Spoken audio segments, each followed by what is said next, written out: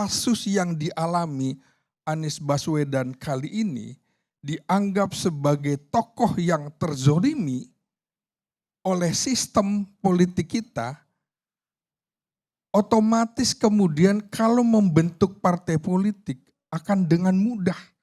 Itu berbeda sekali. Masyarakat kita sudah sangat pragmatis. Sudah tahu kalau pemilu itu adalah ajang mendapatkan rezeki. NPWP, nomor piro, wani piro, kira-kira begitu. Nah, sekarang Anies kalau membentuk partai politik, apakah ia bisa kemudian dengan mudah mengumpulkan massa?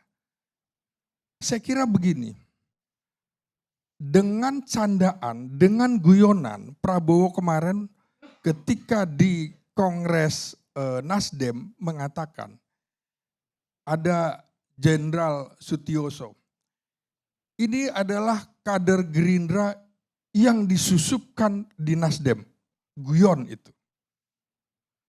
Lalu dia juga mengatakan di tempat lain bahwa Sandiaga Uno adalah orang Gerindra yang disusupkan di P3. Maka cara berpikir kita adalah bahwa partai politik semua disusupi oleh kepentingan-kepentingan global dan juga kepentingan-kepentingan oligarki. Tidak ada yang mulus.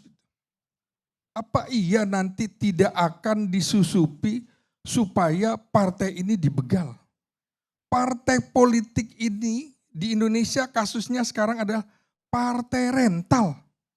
Akan dijual kepada pihak yang mau menggunakan ini. NPWP itu tadi. Anda mau pakai perahu saya, Anda mau bayar berapa? Sama di dalam perahu itu.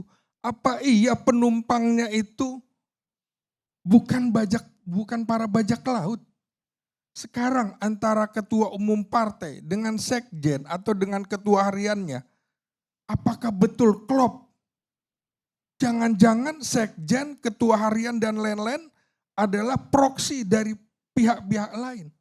Tidak mudah menurut saya bagi Anies karena nanti akan terlalu sibuk mengurusi konflik-konflik di dalam partainya.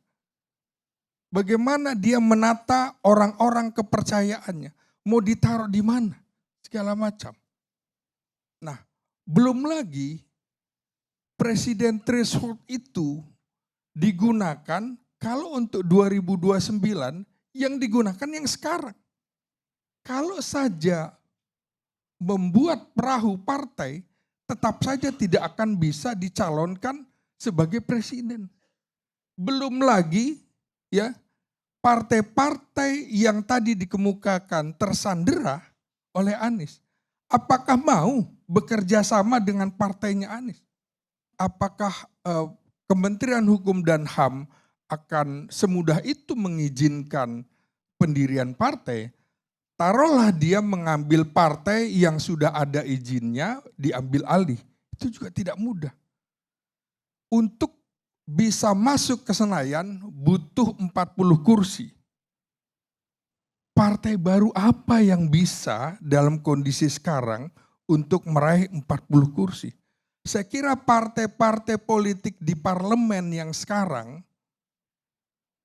itu juga akan membendung partai-partai baru untuk bisa masuk ke parlemen. Berat sekali. Pada 2029, Anies akan menghadapi 4 keluarga presiden. Yang itu kemungkinan akan dimajukan untuk mengikuti kontestasi presiden. SBY tentu akan mendorong AHY. Megawati saatnya mendorong Puan Maharani. Begitu juga Jokowi kalau mulus ingin mendorong Gibran jadi presiden. Tidak cukup hanya jadi wakil presiden. Apakah keluarga Gus Dur juga tidak ingin Yeni Wahid jadi presiden? Ingin. Prabowo juga ingin. Masih ingin 2 periode. berat sekali menurut saya. Maka pilihannya untuk Anies adalah dua. Mau jadi pejuang demokrasi,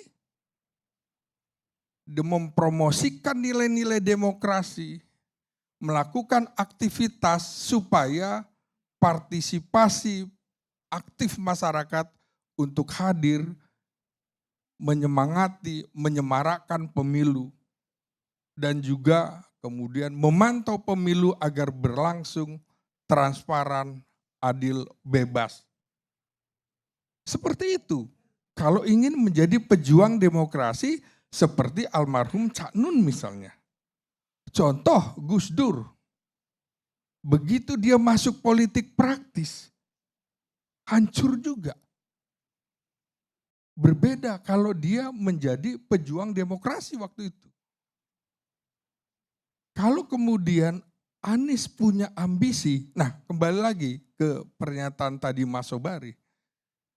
Apakah ingin memperoleh jabatan top publik, yaitu presiden? Halangannya banyak. Apakah dia sanggup bahwa kepribadiannya dikuliti sampai sehabis-habisnya? Ya istrinya, ya anaknya, ya ijazahnya, ya segala macam gitu. Kalau ijazah tidak ada masalah. Tapi apakah sanggup menghadapi fitnah-fitnah dan lain-lain?